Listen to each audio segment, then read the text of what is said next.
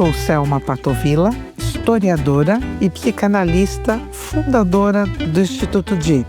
Como eu me aguento? Como eu me aguento? Bom, faço análise. Fundei um Instituto de Psicanálise, dei aulas de história por 30 anos e continuo sendo professora de psicanálise. É um jeito de me aguentar. Pessoal, muito boa noite. Estamos aqui com mais um Como é que você se aguenta, com a presença do Ricardo Pesati e do Rafael Garbuio. Inclusive, quem está gravando hoje é o Cadão. Não adianta que eu não sei falar que ele chama Ricardo, esquece. E nós temos hoje, assim, a felicidade de receber uma pessoa que, antes de dizer quem é, eu preciso contar, que é o que eu estava falando para ela, a importância e por que eu queria tanto que ela estivesse aqui no nosso Como é que você se aguenta, que aliás eu tenho que explicar em todos os episódios, nesse aqui também, que é um podcast do Instituto DIP, Diálogos e Estudos em Psicanálise. Nós temos uma formação em psicanálise e diálogos e estudos. Os estudos vão muito bem, obrigado, e os diálogos começaram aí com esse podcast. E nós estamos trazendo, assim, as mais variadas pessoas com os mais variados pensamentos, enfim, e vidas. Bom, mas eu preciso falar um pouco hoje, justamente, do que aconteceu comigo e por que essa convidada, assim, me é tão cara. Quando eu estava começando a minha formação lá atrás, né, claro, lendo a obra do Freud e tal, eu fui dar uma aula sobre o caso do pequeno Hans, que são as duas análises de uma obra, de uma fobia de um menino de 5 anos, que é o caso do pequeno Hans. E eu me apaixonei porque eu tinha lido a obra do Freud, daí fui ler de novo para poder dar aula. E o meu filho me deu de aniversário 2 livrinhos. E eu lembrei, falei, puxa, eu ganhei do Olavo de aniversário, né, esse livrinho de uma coleção chamada Para Ler Freud. E esse livrinho era um livro de um gaúcho chamado Celso Gutfreund. E aí eu comecei, claro, como sempre, fui ler a orelha, né? E aí eu vi lá uma coisa tão linda, né, na orelha do livro, que é assim, eu queria estar em São Paulo, eu não estou, tá? Eu estou em Portugal, então a minha estante de livros está lá.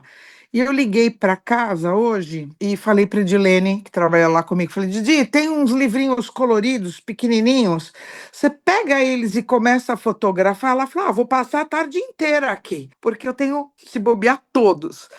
Essa coleção, gente, eu sugiro que todo mundo leia, porque é apaixonante. E assim, a organizadora escreve assim, sendo assim, o que se espera é que o leitor possa encontrar uma leitura prazerosa e esclarecedora, nananana, que aventure no estudo da obra de Sigmund Freud. Aí eu me apaixonei pela organizadora, porque eu falei, meu Deus do céu, né? Ela quer, de uma forma lindíssima, difundir o pensamento do Freud. E aí eu comecei a ler. E aí, que é uma obra de arte, esse Celso Gutfreund escrevendo. Gutfreund, Ele é brilhante escrevendo esse livro, quando ele fala que não existe mentira, a mentira é uma verdade não realizada, falando das crianças. E aí, claro, que aí eu comecei a ler os outros, né? Aí fui ler lá Luto e Melancolia. Peguei alguns, porque, de novo,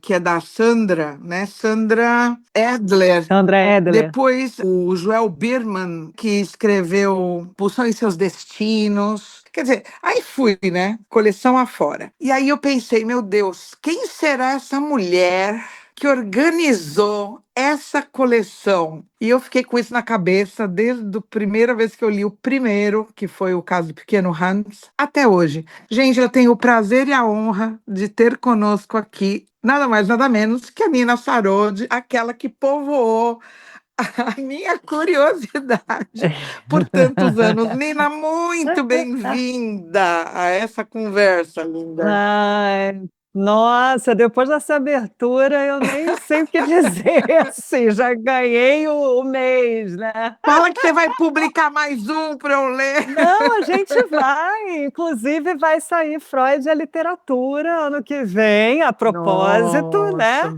já Aham. anunciando. Você falou que acha que tem todas, a gente tem 19 títulos. Eu tenho, acho que se bobear uns 17 ou 18. O mais recente foi do Michel Plon, que assim, por sorte ele conseguiu ver, ele estava muito mal de saúde, faleceu, né, Nossa. recentemente. É. Mas eu tive essa alegria de conseguir mandar o livro a tempo para ele ainda ver. E o próximo que vai sair ano que vem, inclusive a gente vai mudar o design, a editora resolveu dar uma repaginada, eu adorei, porque realmente são quase, sei lá, acho quase 20 anos de coleção, tem muito tempo já. E aí é bom também a gente dar uma fazer um lifting assim, né, Um nas livro. capinhas e Lift vai bem, né, Nina? tal.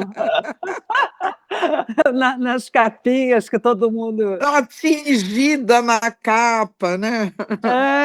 dá uma restaurar. E quem que vai escrever esse da literatura? Pode contar pra gente? Marcelo Baques. Ah, Nina, Já escreveu. Ah, o Marcelo Baques, que opa! Ele já maravilha! escreveu, já está lá, já tá no prelo já, o ano Que que maravilha! Eu assisti a aula que ele fez de Freud e literatura na Casa do Saber, é antológica, é maravilhosa. muito boa, né. Eu não posso falar porque eu sou suspeita, mas eu acho ele muito bom.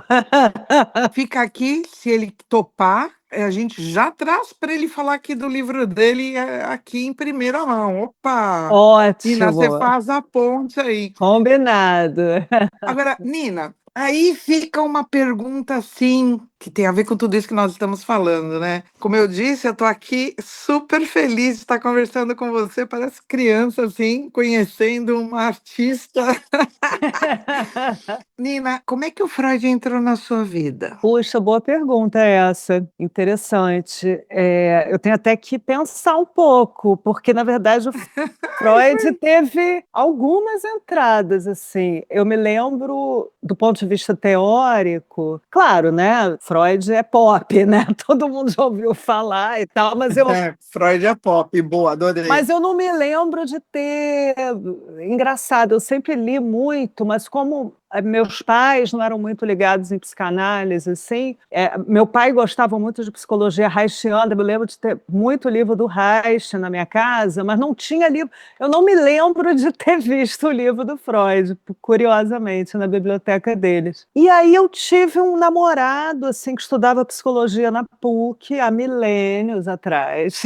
Sim, uma outra vida. E esse namorado que fazia psicologia falou: olha, tem um curso, você tá querendo. Porque eu falei, eu queria ler Freud, mas não sei por onde começar, não sei. Aquele papo, né? Quando a gente ignora um autor. E ele falou: vai ter um curso muito legal na PUC, justamente de introdução ao pensamento freudiano. Se você quiser, você pode fazer comigo, de ouvinte e tal. Foi até com a Cláudia Garcia, uma psicanalista aqui do Rio. E eu fui assim, né, acompanhando o namorado e para ver qual é, e fiquei louca, né, me apaixonei. E aí, uns 2 anos, eu acho, depois disso, devia ter uns 21 por aí, eu senti na verdade, assim, eu tinha feito análise em criança, aquela coisa de casal intelectual que bota o filho no divã para bem cedo. Daqui a pouco a minha outra curiosidade é que eu queria saber da sua mãe e do seu pai para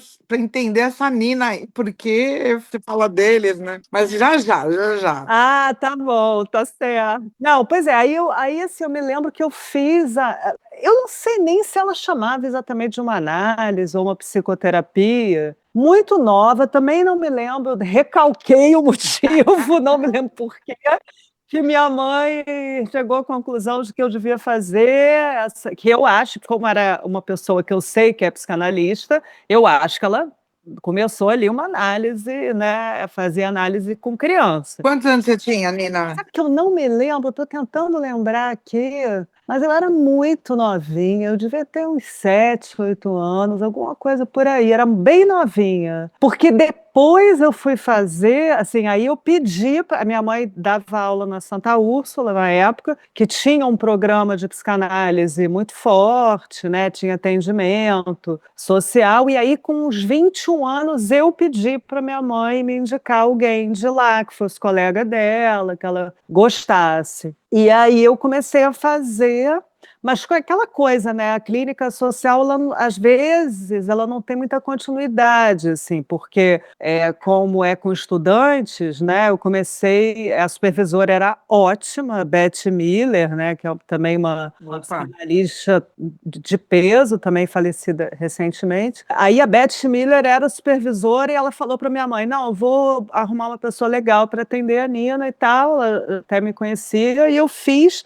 E aí essa pessoa, enfim, ia se formar, ia atender em outro lugar. Rio de Janeiro, vocês sabem como é, tem umas zonas meio difíceis. Aí eu fiquei meio assim, acabei indo fazer análise com outro analista, que eu pedi indicação para uma colega de faculdade, que era analista. Eu fiz filosofia, né? Eu não fiz psicologia, eu fiz filosofia. Só fui fazer psicologia no doutorado. E essa amiga me indicou o Robson Machado, que está aí a mil atendendo aqui no Rio, e que tem, você falou do Pequeno Hans, olha como são as coisas, né? Parece até que a gente combinou. O Robson... Não, que eu não te conhecia, nunca tinha te visto na minha vida. Não, mas agora você vai ver, é a prova de que a comunicação inconsciente existe.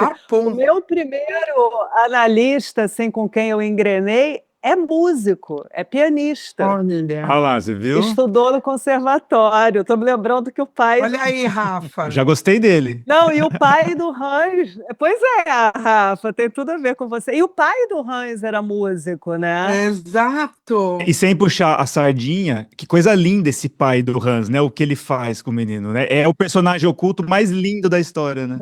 É uma coisa maravilhosa, né? Esse texto. Que E estamos falando de uma época em que as crianças sequer eram levadas em consideração. Exatamente. Aliás, esse conceito de criança nem era um conceito, né? Perfeito, como que nós temos hoje. Então, olha a sensibilidade desse pai, né? Num contexto desses, realmente, essa obra, para mim... É emocionante, né? É uma declaração de amor. Esse Luto e Melancolia, que para mim é outra poesia, outra obra de arte, assim, você vê que é isso, né? É a comunicação dos inconscientes, Nina. É impressionante. E aí eu fiz, assim, essa minha primeira análise com um músico que nunca fez psicologia, nem medicina, fez formação psicanalítica, tem aí o consultório em paralelo com a vida de pianista clássico, e foi uma análise incrível, assim, foi uma análise que eu tenho certeza que eu posso dizer que me salvou de muita coisa. Eu acho que eu não teria construído a minha vida sem os recursos dessa análise, né? Eu vou ser egoísta agora. Quero agradecer ao seu analista, porque muito provavelmente essa coleção que salvou a minha vida não teria acontecido, Nina. Não, e aí tem outra coisa engraçada também, que eu vou contar, que é bastidor da coleção. Eu comecei a fazer a coleção, eu estava em análise com ele, uma análise lacaniana, daquelas assim, que sessão de 5 minutos, aí um dia sessão de 1h10, aquela loucura, né? E aí eu não sei o que deu nele. Ah, não, aí eu acho que foi o lançamento, a gente fez o primeiro lançamento aqui no Rio, que era esse livro que você citou, do Celso, O Luto e Melancolia e O Além do Princípio do Prazer, do Oswaldo Jacói. A gente lançou 3 de uma vez. Já li também li. Aqui, aí teve um grande lançamento. Eu não sei como que no lançamento o meu analista foi, e aí ele falou assim, por que você não chama Odisseias para a coleção? E Assim, era uma coisa que ele não falava, obviamente, assim, ou obviamente, ou não, obviamente, durante as sessões, mas eu sentia que tinha um lance ali com o Nicéias, eu gostava dos artigos do Nicéias, gostava. E aí, depois que eu fui correr atrás, o Nicéias aceitou e fez o Introdução ao Narcisismo, ele me falou que o Nicéias era analista dele, Olha, do meu analista. sim. E aí eu editei o livro do analista do meu analista. E ficou aquela transferência em cima de transferência. Olha as transferências cruzadas que o Daniel Kuperman traz tão brilhantemente, né? É quase transgeracional o negócio aqui. Total. Não, e eu fiz um laço, assim, porque esse trabalho, assim, de organização, ele tem de tudo, né? Tem os autores que são super tranquilos, dá tudo certo, tem os autores que não são tão... É da vida, né? É do jogo a gente ter dificuldade com um autor ou outro e tal. E com o Nicéias foi muito louco, porque, segundo o autor, né, da coleção, que é falecido, ele estava com muito problema de saúde na época e demorou demais, foi tudo muito complexo, a gente tentou 1000 maneiras dele editar o livro em determinado momento e tal. Mas eu sei que com isso ele virou assim uma pessoa importantíssima na minha vida. A gente se telefonava, a gente almoçava, assim, virou, e depois que meu pai faleceu, então ele virou figura paterna para mim. Foi uma grande perda, assim, perder o Nicéias na minha vida, assim,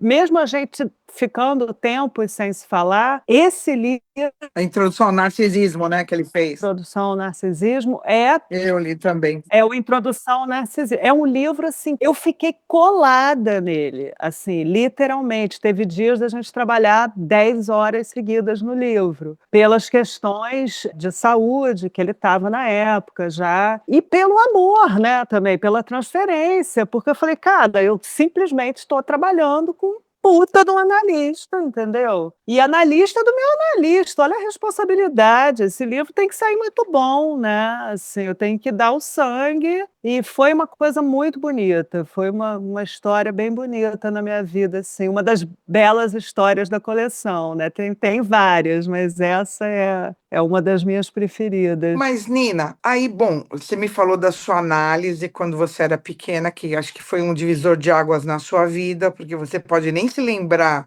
digamos assim, de uma forma organizada dela, mas ela tá aí, você é quem é porque você fez essa análise, depois a continuidade da sua análise. Bom, e aí você falou que você foi estudar filosofia. Eu tô falando isso porque eu vi lá pelo seu currículo, né, aqui na minha cola, que eu adorei, olhei isso com tanto carinho, que você dá aula na engenharia de produção, É uma doideira. né?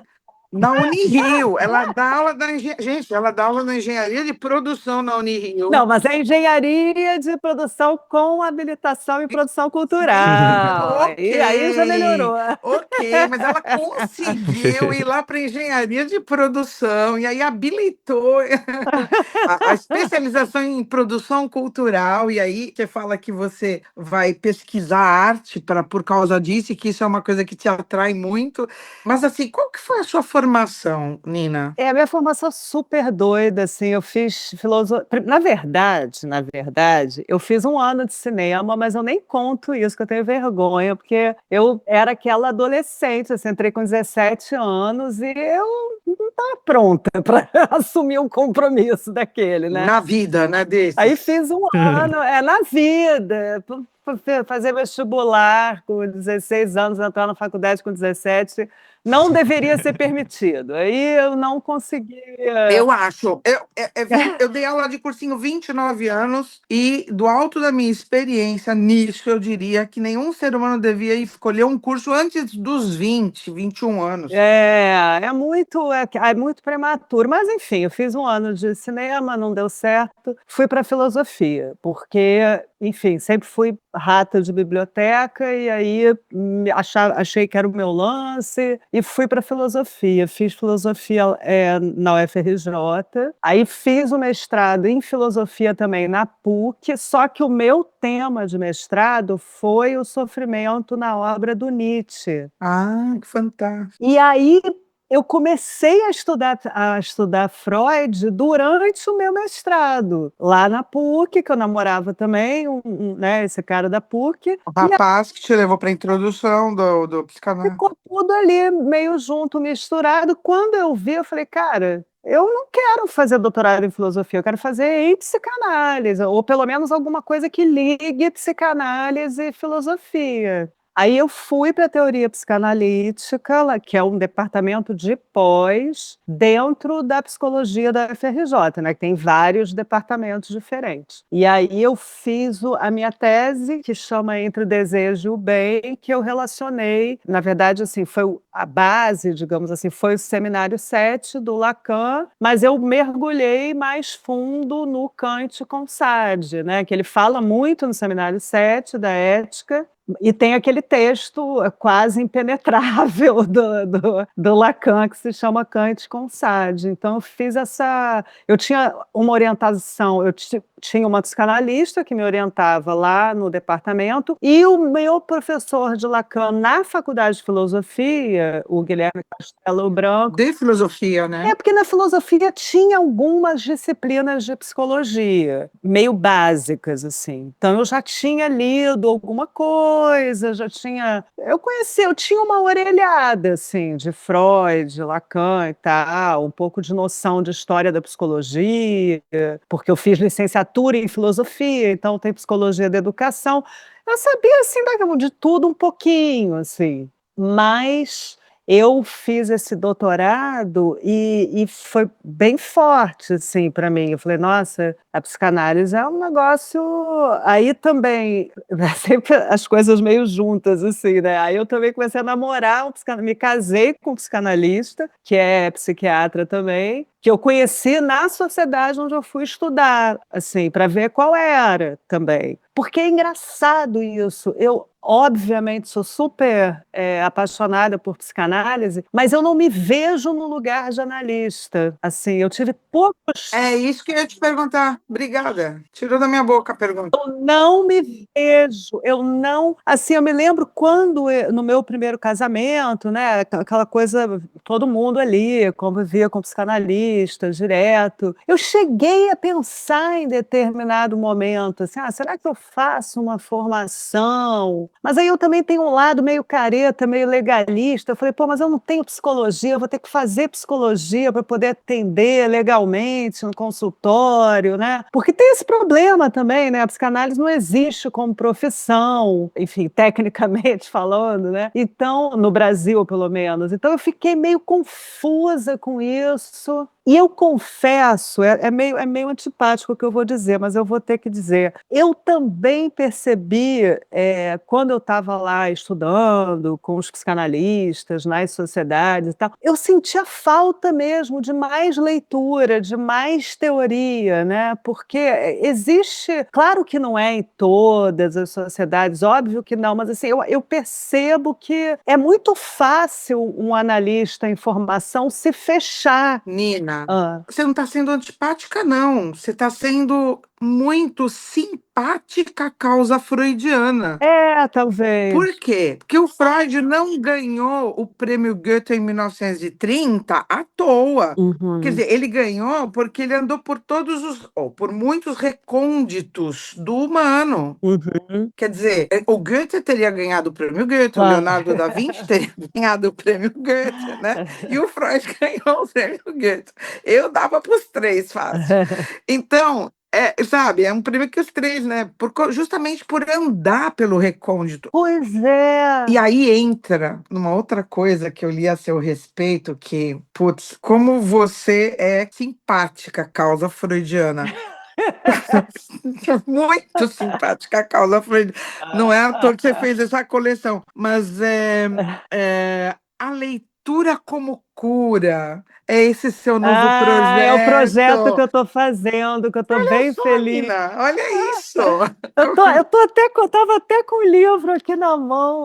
A gente está lendo agora o De Onde Eles Vêm, do Jefferson Tenório. Eu estou muito feliz com esse projeto. Fala disso, fala disso. Claro, vamos honrar Freud pela sua trajetória, porque veja, olha que lindo, né? Se você pensar nessa erudição freudiana, que era, na verdade, sede de trazer o humano nas suas mais diversas matizes. É um prisma, né, com tantos lados. Você também está fazendo. Se você foi para filosofia, depois você foi para psicanálise, você foi fazer uma coleção para ler Freud, onde você entrou em muitos temas das obras freudianas aí, mas assim, com gente muito poética, com gente muito profunda, com gente muito sensível ao humano. E agora você faz um projeto desses, né? A leitura como cura. A leitura como cura. Que lindo! Freud ficaria felicíssimo de te conhecer, Nina.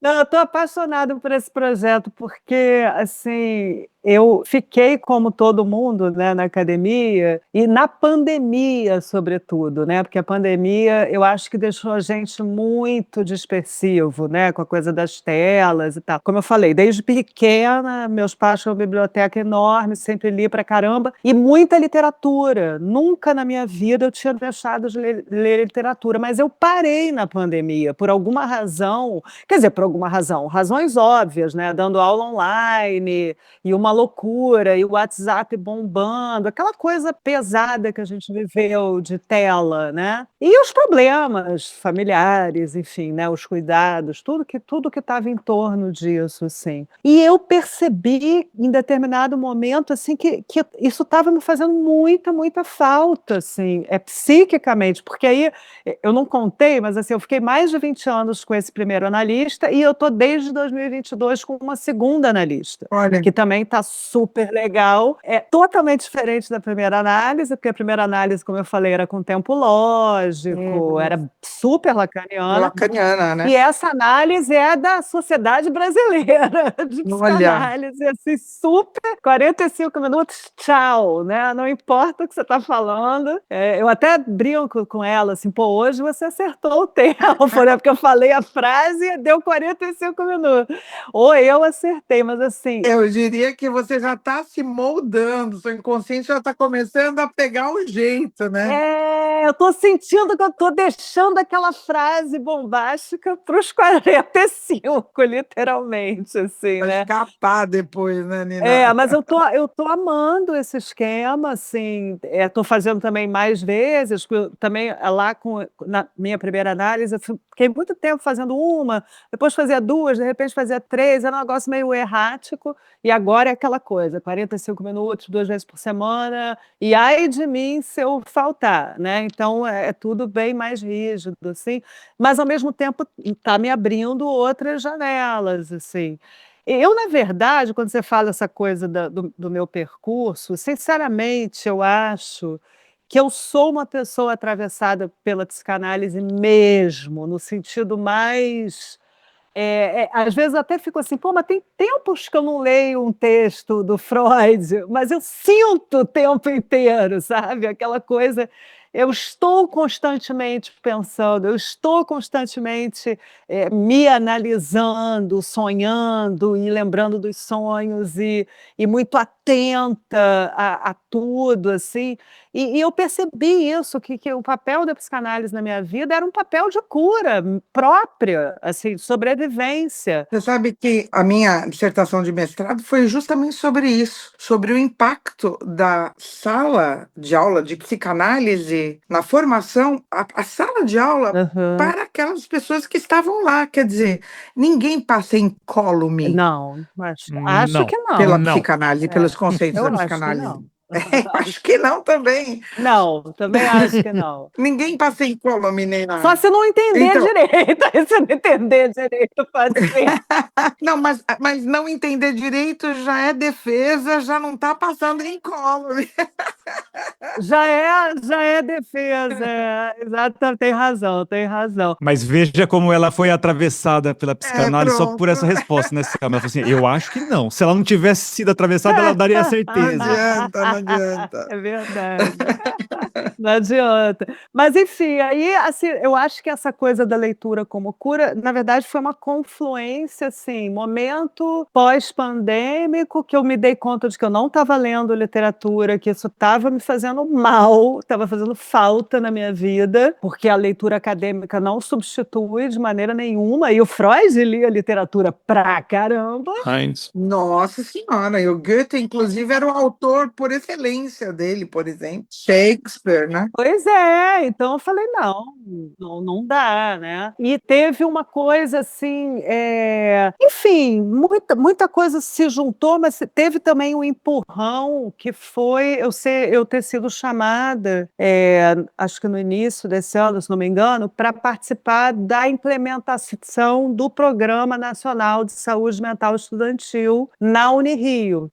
Tem um grupo de trabalho que foi instituído pela reitoria, é uma lei que o presidente Lula sancionou no ano passado. Na verdade, é uma lei antiga do outro governo dele, de 2010, que ficou meio esquecida, sem detalhamento e sem normas de implementação. No ano passado, o governo publicou as normas de implementação e mandou para as universidades federais, para que as universidades federais implementem um programa de assistência à saúde mental estudantil. Até porque, isso é de conhecimento comum, a universidade mudou completamente depois da pandemia. É verdade. E os problemas mentais, psíquicos, eles se avolumaram de uma maneira que está tornando, e eu digo isso sem exagero, o nosso trabalho muitas vezes impossível de ser realizado. Já dizia o Freud que analisar e ensinar são profissões impossíveis. Imagina você É isso aí. ensinar nas piores condições do seu público, dos seus estudantes. Então, a gente está tendo assim, níveis alarmantes de diagnóstico, às vezes sem diagnóstico, o estudante se automedica, muita dificuldade de concentração, muita depressão, casos gravíssimos que realmente estão impactando o trabalho, estão impactando a possibilidade da gente cumprir com a nossa missão na universidade. Então, eu estou super feliz porque é um grupo multidisciplinar, né? Tem eu que sou atravessada e não sou psicanalista, né? Tem psicanalistas de fato, tem pedagogos. Esse psicanalista de fato é complicado, viu?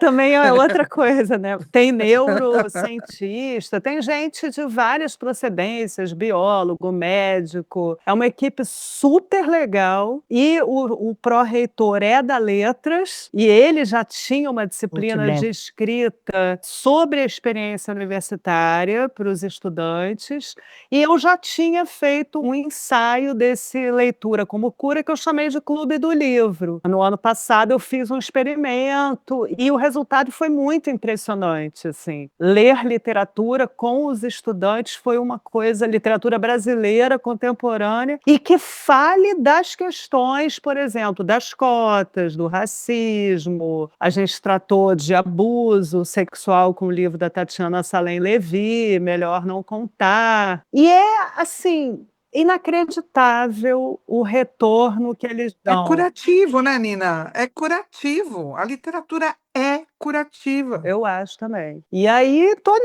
tô com esse projeto, a gente tá fazendo o grupo agora, né? A gente está no segundo livro, e no final a gente vai fazer para a Rádio MIS, para a Rádio do Museu da Imagem e do Som, uma leitura dramatizada do início do livro, do Jefferson Tenório, e vai fazer eventos também na Livraria Janela. A gente tem, enfim, tá a fim de dar uma mexida, assim, né? Botar a galera para ler mesmo, mesmo, e sobretudo para refletir, porque as pessoas hoje não sabem mais o que é parar para pensar, né? É muito triste isso, né? Tem um autor que eu sou historiadora de formação, fiz FEFELESH, Olha. né? Especializei em história econômica, né? Tá bom. Olha. Exatamente, essa é a minha formação. Por isso que eu te Também tem a formação híbrida, assim, né? Exatamente. E a psicanálise veio para mim porque eu faço análise desde os meus 27 anos. Então, quer dizer, vou fazer 60 agora em janeiro. Então, o Paul Virillo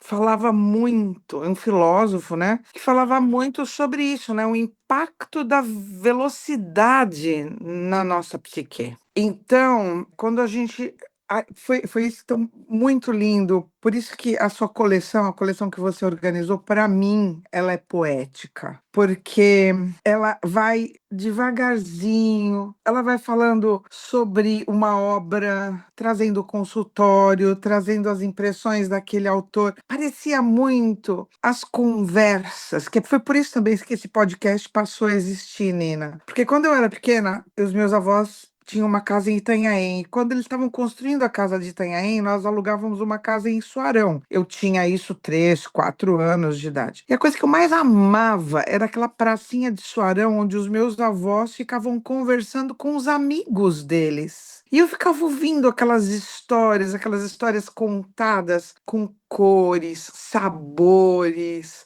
com vagar, com detalhes, né? Coisa que a gente tem na literatura e que as pessoas estão pulando e por isso não estão se curando. Porque esse vagar, isso é curativo, né, Nina? Com certeza. Eu ouvi o teu programa com os meninos sobre a oração ao tempo, me comoveu muito, assim, porque é uma canção que eu também adoro, né? E você também falou muito disso, essa coisa do tempo. Aliás, aquela canção diz, acho que quase tudo de maravilhoso que pode ser dito sobre o tempo, né?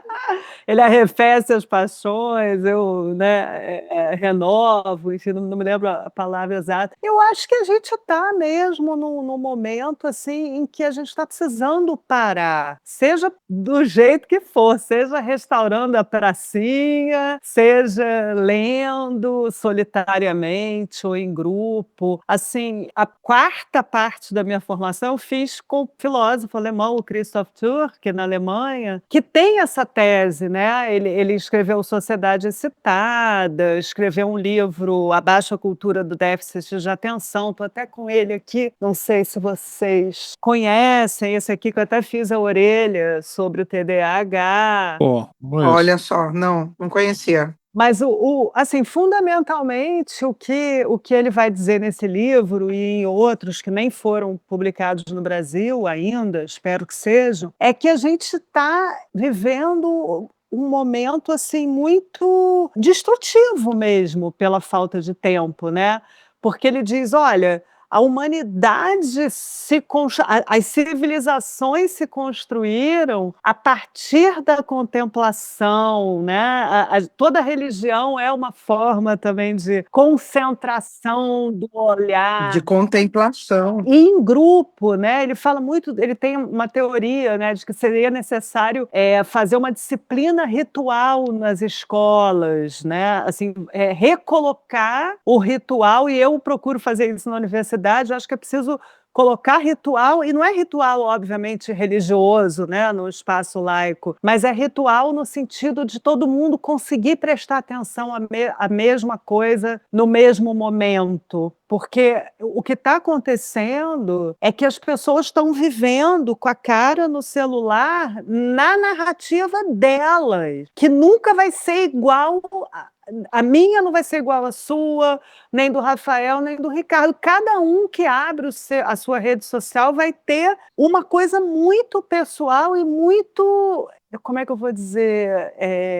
Muito ensimesmada, né? Ensimesmada como é que é aquela coisa, não é endêmico, é quando você está muito fechado, quase uma promiscuidade, assim, com aquela bolha, né? Assim, e uma bolha que não é... Porque o algoritmo faz isso, né? O algoritmo faz isso, e eu acho que não só o algoritmo, na verdade, eu tenho pensado, não sei se é uma uma viagem minha, mas eu tenho pensado isso. Viagem, Nina, viagem. Como a gente vive numa sociedade que é muito narcisista, é óbvio que o algoritmo promove o narcisismo, mas a gente também procura, né? Eu acho que tem muito essa coisa assim da gente realmente achar que por exemplo, uma coisa que é muito forte hoje na universidade ninguém mais quer sentir tédio, sabe? Quer ler uma coisa chata. Tudo tem que ser divertido. Leve, rápido, né? Tudo tem que ser, como diz o Christoph, tem que ser infotainment, tem que ser vamos lá, entendeu? E eu brinco assim, gente, eu não sou vídeo do TikTok, sabe? Eu tô aqui para fazer outra coisa, para cumprir outra função. E eles falam mesmo, na hora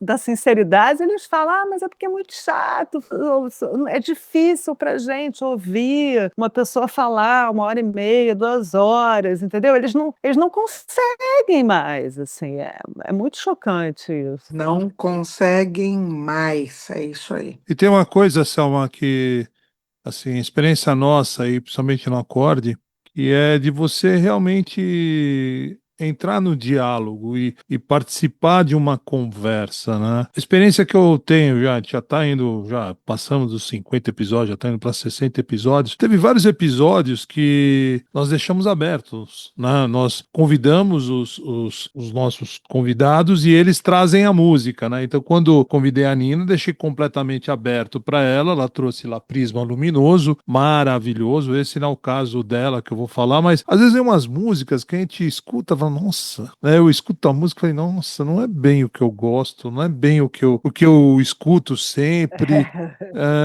Às vezes na primeira audição não é aquela coisa que tá dentro do Que bate. que bate.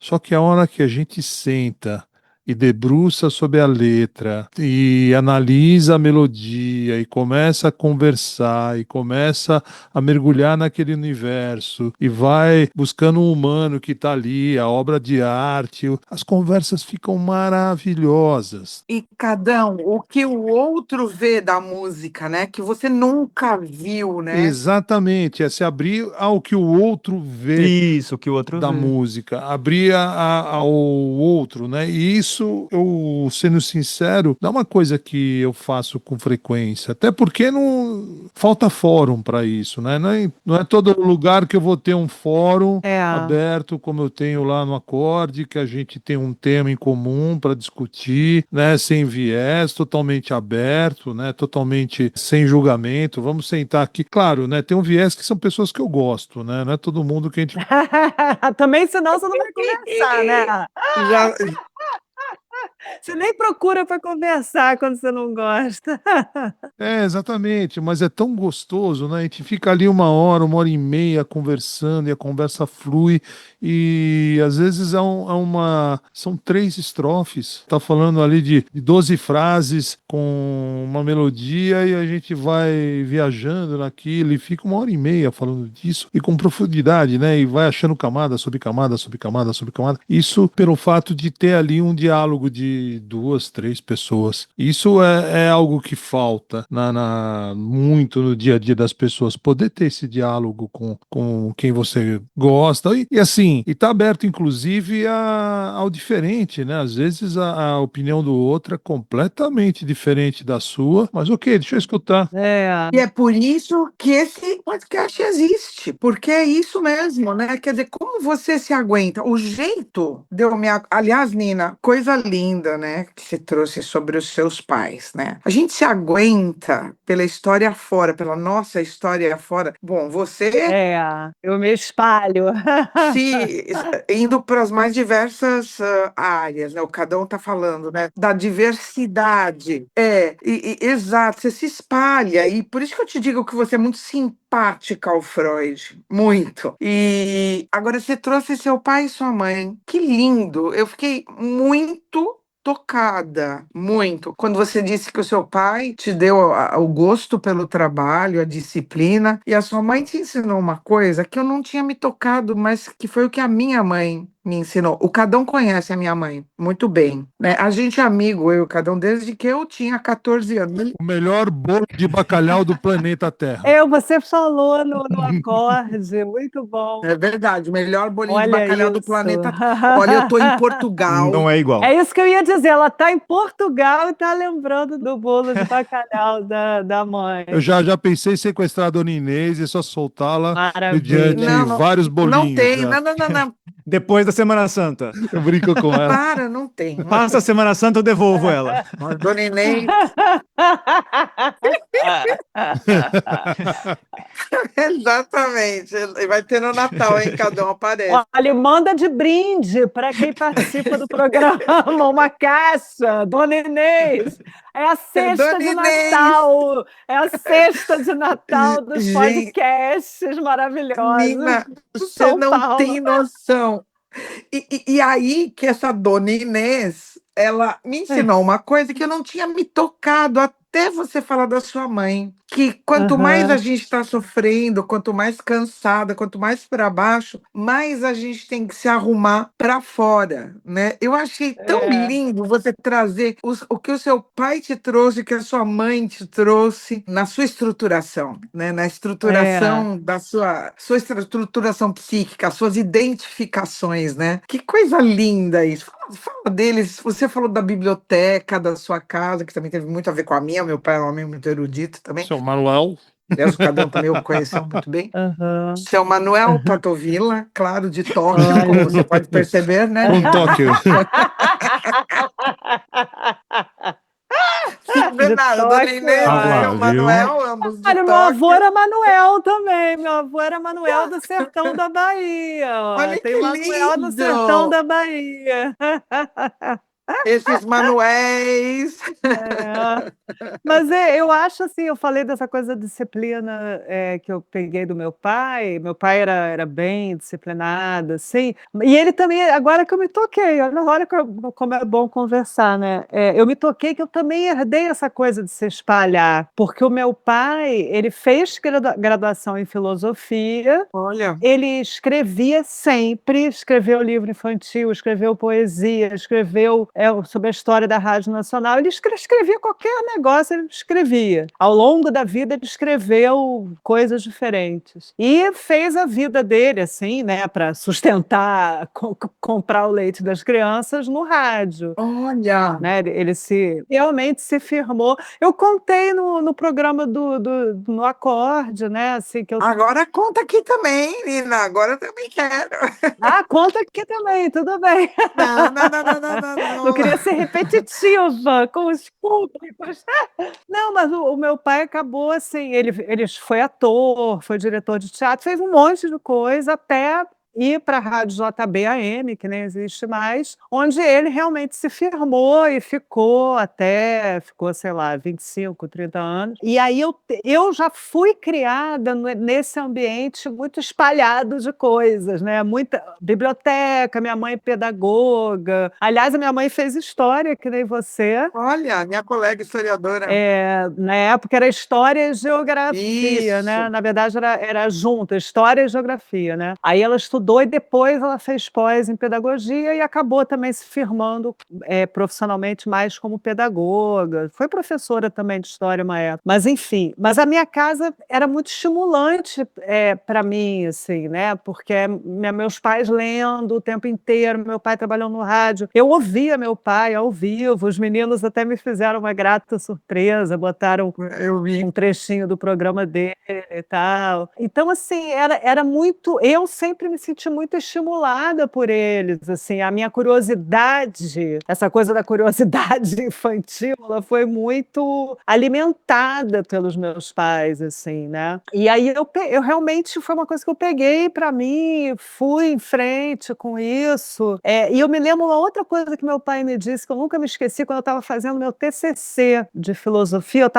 eu sou muito exigente comigo mesma, assim, dizem que é coisa do signo, não sei. Você é de qual signo? Capricórnio. Eu tenho muito Capricórnio no mapa. Enfim, tem gente que detesta, não gosta nem de ver perto o capricorniano, né? Por causa disso. Muito senso de dever, né? Muita responsabilidade. Então, junto com essa coisa da curiosidade, né? E já desde pequeno, ouvindo muita música, lendo muito e tal, eu também criei esse superego, né? Assim, então tem que fazer tudo muito bem, tem que levar as coisas a sério e tal, tá. E aí eu estava enlouquecida. Esse TCC foi assim meu primeiro desafio intelectual da faculdade de filosofia. Queria fazer tudo perfeito. Aí meu pai, um dia, assim, vendo o meu desespero, ele falou: minha filha, escuta uma coisa que eu vou te dizer. O trabalho é a nossa resposta para a vida. O que você vai fazer é o que você pode dar da sua vida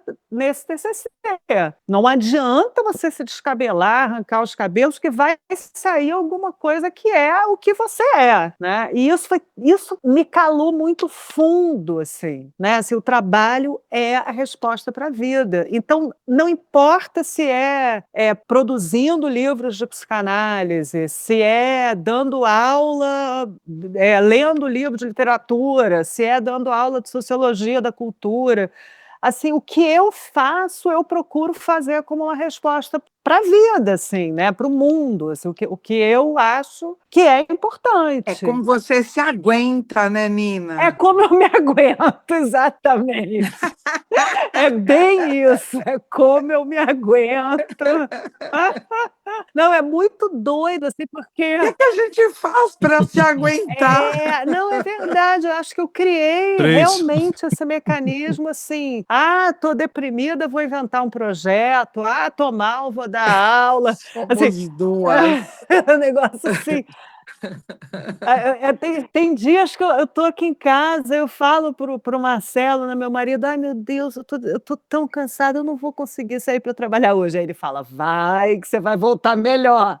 Aí eu vou e volto melhor, realmente, entendeu? É uma coisa assim.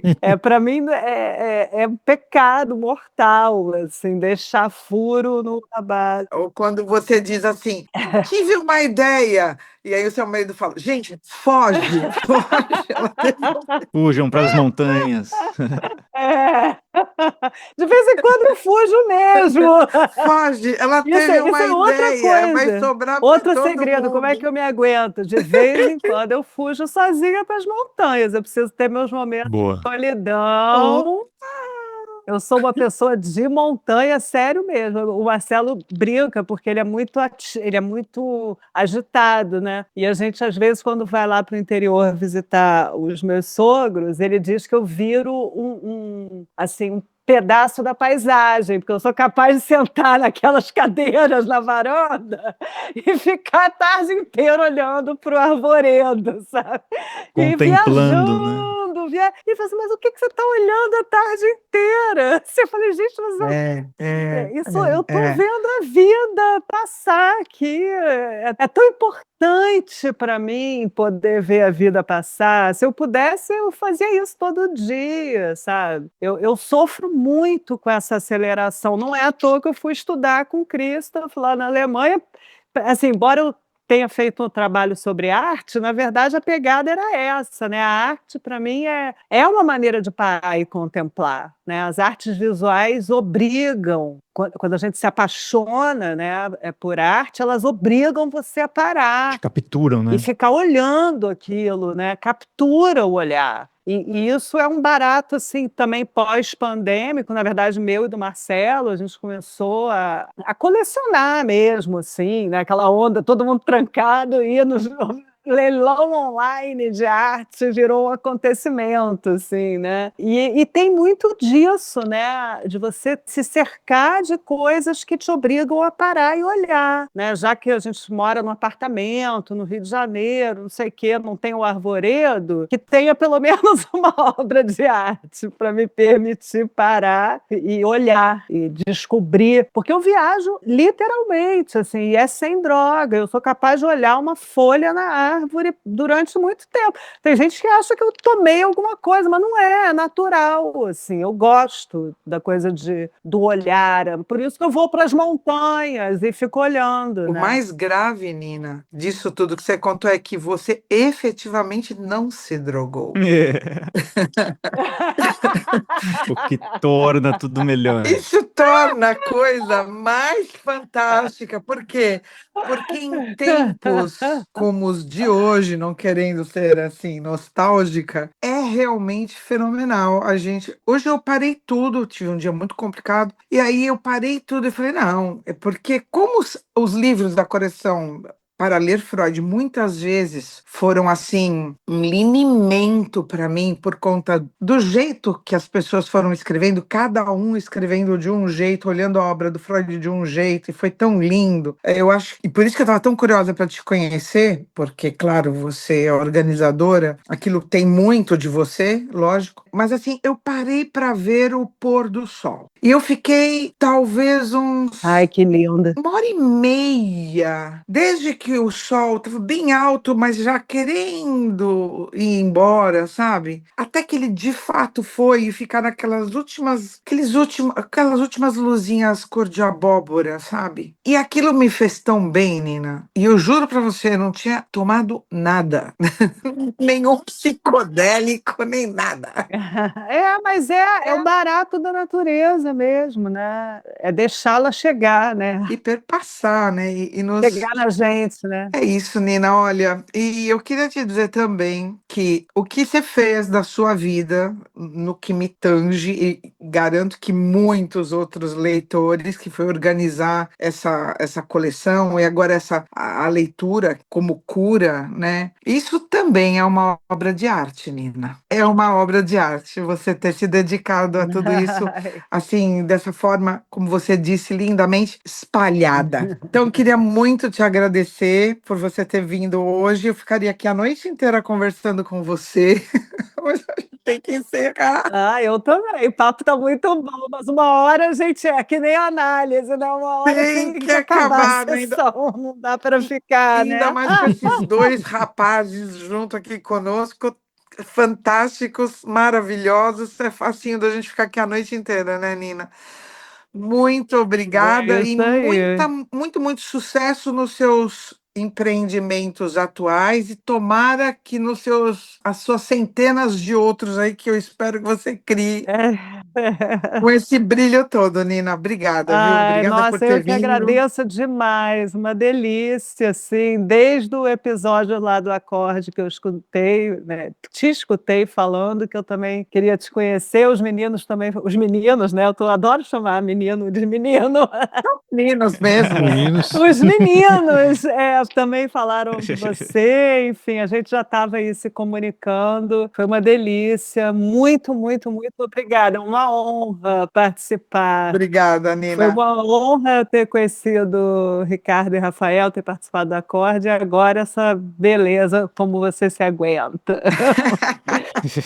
Provocação pura. Obrigada, Nina. Muito bom. Valeu. Encerramos o programa, não a conversa. O Instituto DIP, Diálogos e Estudos em Psicanálise, apresenta Como Você Se Aguenta? Um podcast que é diálogo e não divã. Comigo, Selma Patovilla e convidados.